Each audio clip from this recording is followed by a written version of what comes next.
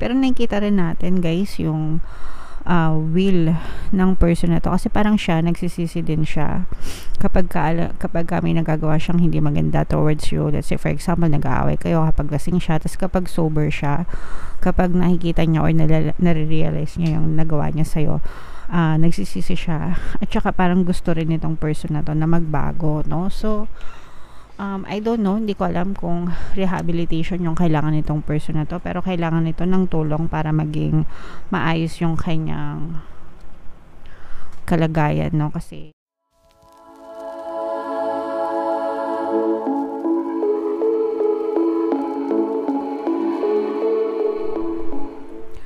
hello guys, hello Taurus, welcome back to Pinoy Pixie Tarot. Ang pamagat ng ating episode for tonight is Silip sa Pag-ibig, Kapalaran. Ito yung love reading nyo guys para ngayong October para sa Taurus, Sun, Moon, Rising Sign, and Venus.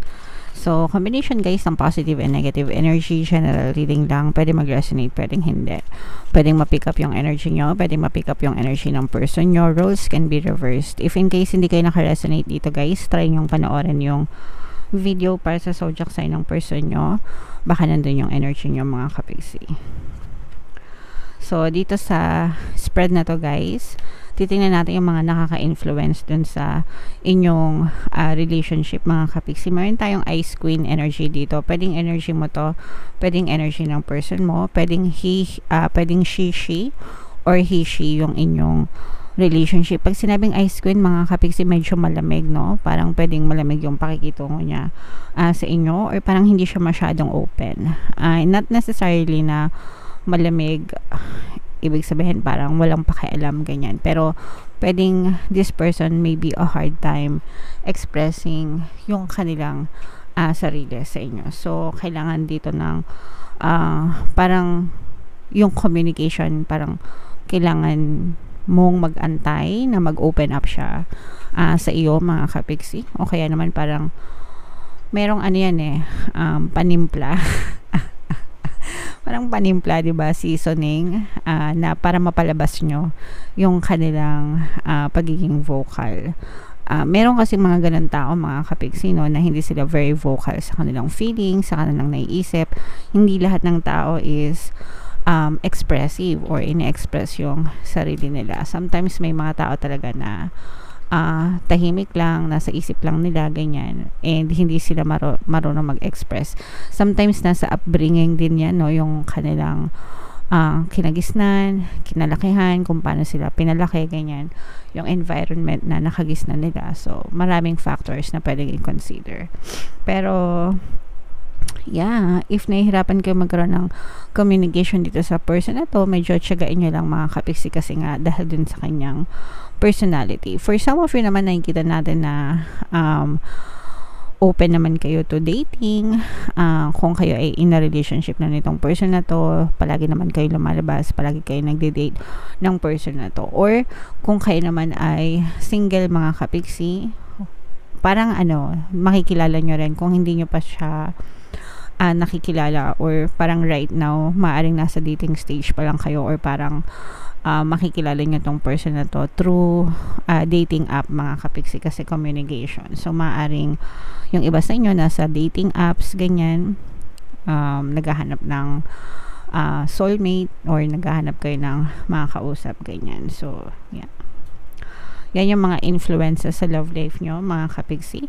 Comment down below guys if naka-resonate kayo dyan sa mga messages na yan.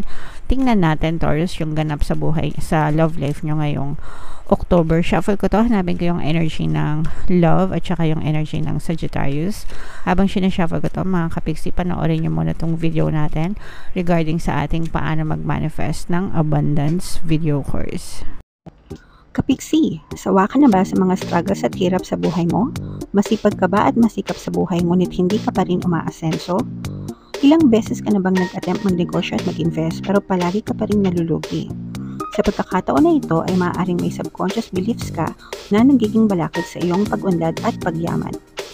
Introducing, paano mag-manifest ng abundance video course. Dito ay matututunan mong ma-overcome ang mga balakid mo para tuluyan ka ng umunlad, umasenso, sumagana, maging matagumpay, successful at maswerte sa iyong kabuhayan, pera, trabaho, negosyo, salapi at kaperahan ng bonggang-bongga. Dali! Mag-send na ng email sa pinoypixietaro@gmail.com at simulan na ang iyong pagyaman ngayon. Alright, so sa mga kapigsi natin na gustong yumaman dyan, mag-avail na kayo ng course. Kapag natutunan nyo yan, course na yan guys, talagang uundad at aasen sa yung buhay nyo. Meron din tayong promo for October guys. Magbibigay ako ng 10% discount sa lahat na mag-avail ng course until October 31 mga kapigsi. So mag-avail na kayo guys habang may discount. Mainit-init pa.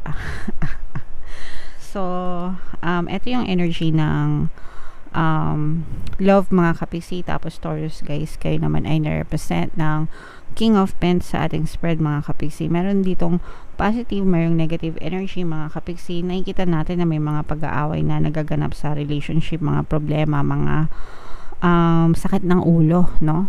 For some of you, maaari may kinalaman yung trabaho at saka if merong mahilig magbarkada yung person mo, mahilig kaya lumabas yung dating, mahilig mag-inom yan, no? Kasi nakikita nyo merong alak, diba? Wine. Yung iba sa inyo parang mahilig mag-inom yung barkada, mahilig lumabas ng mahilig magbarkada, mahilig lumabas kasama yung barkada, tapos mahilig silang uminom, ganyan. So, isa yun sa mga nagpapasakit ng ulo mo. Maaring bisyo niya yan, mga kapigsi. Na parang hindi siya matahimik kapag hindi siya nakakainom. So parang medyo may konting addiction itong person mo mga kapigsi. Addiction sa alcoholism yung na strong energy dito mga kapigsi. So yun yung mga nagiging dahilan ng pag-aaway nyo guys. Medyo mabigat for some of you, sumasakit yung ulo nyo. Yung iba naman sa inyo guys, pero nakikita naman natin dito na yung iba kapag sober naman yung mga jowa nyo, ibig sabihin kapag hindi sila nakainom, mabait naman sila, no? Kumbaga maayos naman yung pakikitungo nila sa inyo, pakikisama nila sa inyo, pero yun nga lang, kapag nakainom sila, kapag lasing, ganyan, lumalabas yung nila yung ibang persona, parang nagbe-beast mode, ganyan. Yung iba parang hinahanapan pa kayo ng pera, kapag parang nauubos kasi yung pera niya sa, kumbaga parang imbis na ilaan na lang sa pagkain ng pamilya, napupunta pa sa pag-inom niya. Tapos kapag kapag hindi nabibigyan, parang nagbe-beast mode siya. So medyo malalim yung kanyang addiction sa alcoholism mga kapigsi. Pero nakikita rin natin guys yung will ng person na to, kasi parang siya nagsisisi din siya kapag may nagagawa siyang hindi maganda towards you. Let's say for example, nag-aaway kayo kapag lasing siya, tapos kapag sober siya, kapag nakikita niya or nare-realize niya yung nagawa niya sa'yo, nagsisisi siya, at saka parang gusto rin itong person na to na magbago, no? So I don't know, hindi ko alam kung rehabilitation yung kailangan nitong person na to, pero kailangan nito ng tulong para maging maayos yung kanyang kalagayan, no? Kasi pag ganun, di ba, mga bisyo, medyo mahirap i-overcome mga kapigsi. For some of you, meron ditong energy ng liar, lying, cheating. Baka itong lying na to mga kapigsi, parang nagsasawa na kayo na makinig sa mga kasinungalingan niya, na parang sinasabi niya na magbabago na ako, pero parang hindi naman nagkakatotoo or hindi naman nangyayari.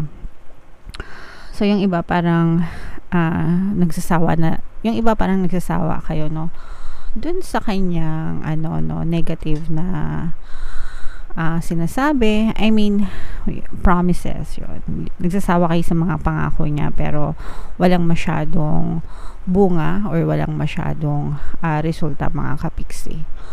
Parang walang masyadong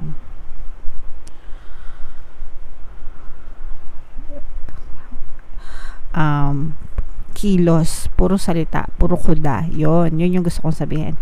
Parang puro salita siya, puro kuda. wala kayong makitang resulta. Kaya yung iba sa inyo parang nadi-disappoint na mga kapiksi dito sa mga pangako nitong person mo. Pero yung iba sa inyo, parang fino-focus nyo na lang yung sarili nyo sa paghahanap ng trabaho or sa paghahanap buhay, kung kayo ay naghahanap buhay, or kung ano man yung pagkakakitaan para maging ma-okay yung kalagayan nyo, mga kapiksi. Alright? So, yun yung mga nakikita natin dito, guys. Yeah, so comment down below, Taurus. This will not resonate with all, guys, kasi hindi naman kayo lahat may bisyo yung person nyo, diba? Pero if in case na naka-resonate kayo dito, pwede nyo, guys, pakinggan yung pampawala ng balakid subliminal, kasi doon sa subliminal nila na yun, gagawin nila kayong priority and iiwasan nila yung mga masasamang bisyo and mga barkada nila. So in case na naka-resonate kayo dito, pwede nyo panoorin yun, guys. Alright? Okay. So, comment down below, Taurus, if naka-resonate kayo. Tingnan natin yung additional na love message para sa inyo gamit itong deck na to.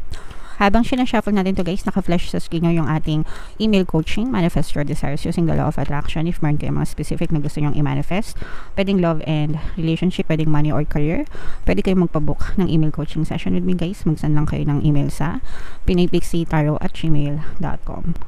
So, ito yung iba sa inyo, guys, nararamdaman ko to, free yourself. Parang gusto nyo na maging malaya. Not necessarily dun sa person, pero gusto nyo makalaya dun sa mga negative patterns na nangyayari dun sa relationship nyo. Kasi yung iba sa inyo, parang feeling nyo na trap kayo dun sa relasyon, no? Baga na trap kayo dun sa person nyo, na trap kayo dun sa paulit-ulit na lang na nangyayari, negative na nangyayari dun sa relationship nyo, and you want to free yourself from those. So, kung gusto nyo maging malaya, kailangan magkaroon ng forgiveness dito and acceptance, and you have to focus your attention to yourself, mga kapiksi. And you have to understand na it's okay to love, guys.